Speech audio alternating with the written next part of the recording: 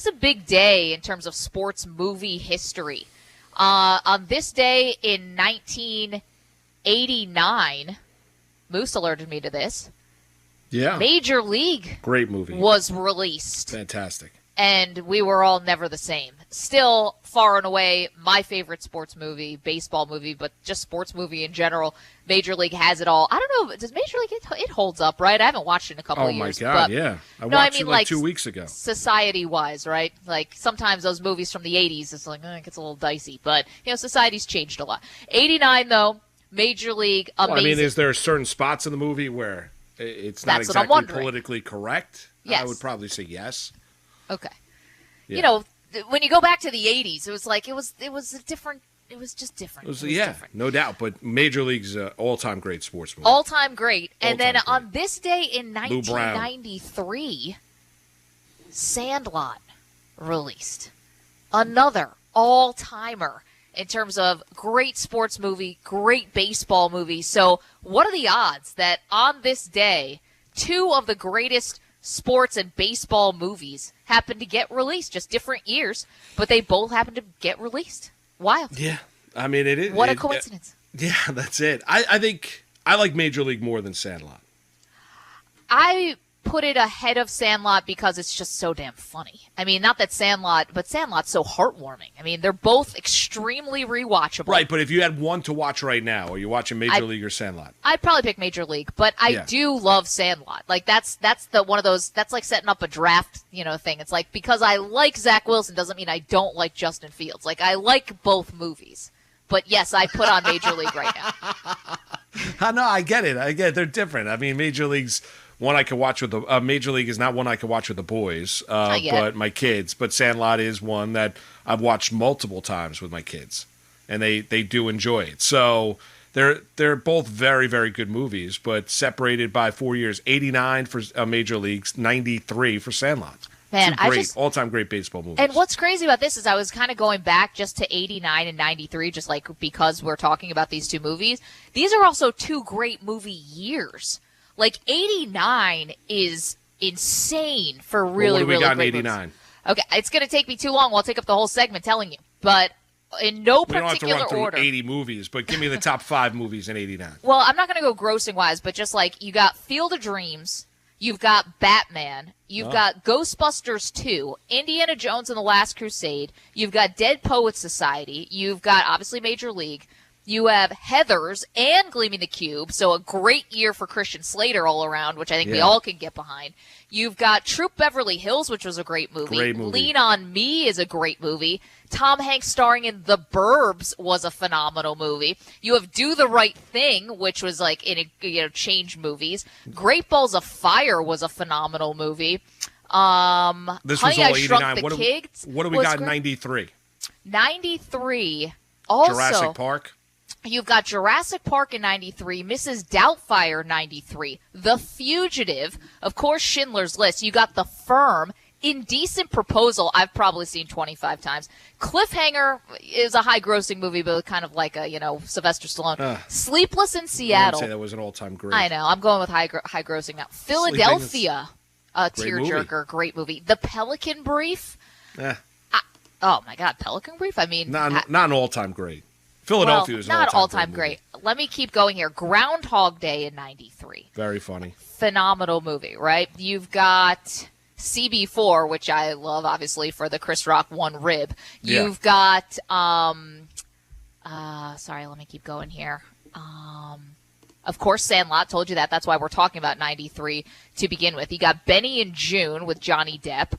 You've got This Boy's Life. Give me a little De Niro, Ellen Barkin, and Leonardo DiCaprio, please.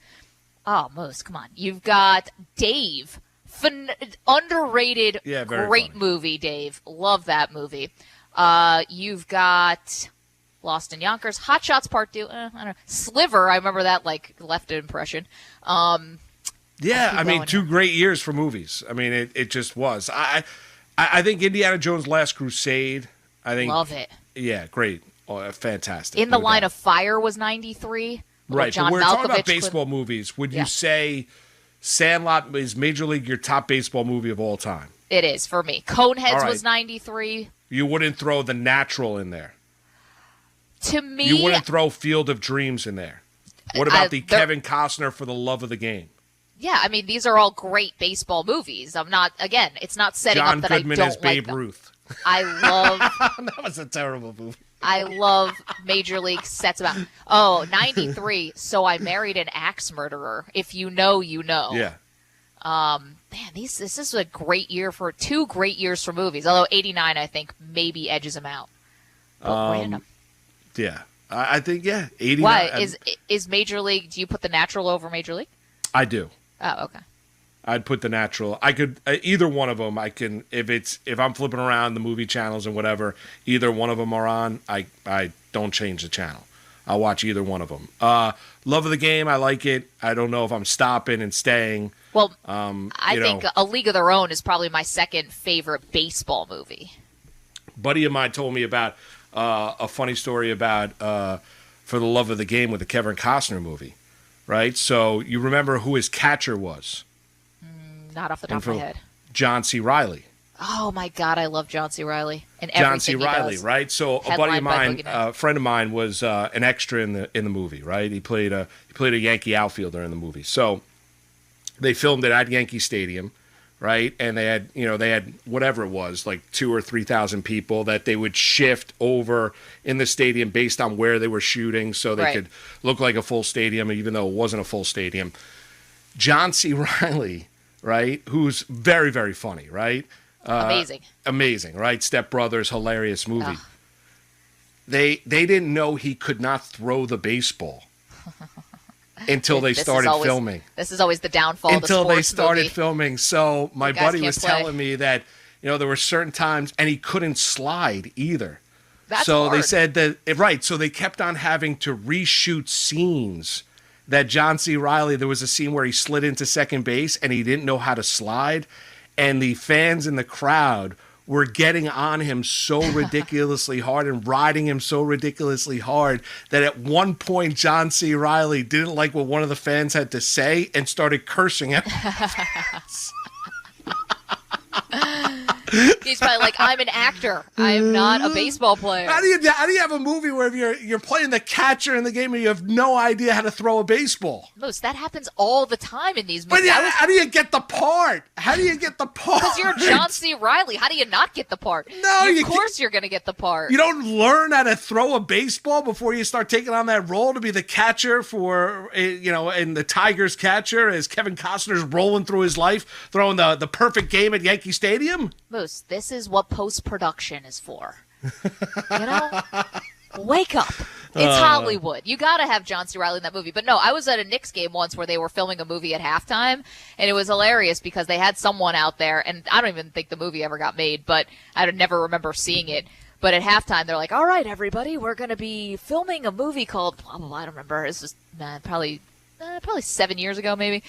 And they're like, so when the basketball player makes the shot, everybody cheer. And this guy couldn't hit a shot to save his life. Like, they didn't put a basketball player out there, just someone who maybe looked kind of tall, I don't know, handsome, whatever. And this dude was clanging brick after brick after brick. And the whole crowd was just like, boo.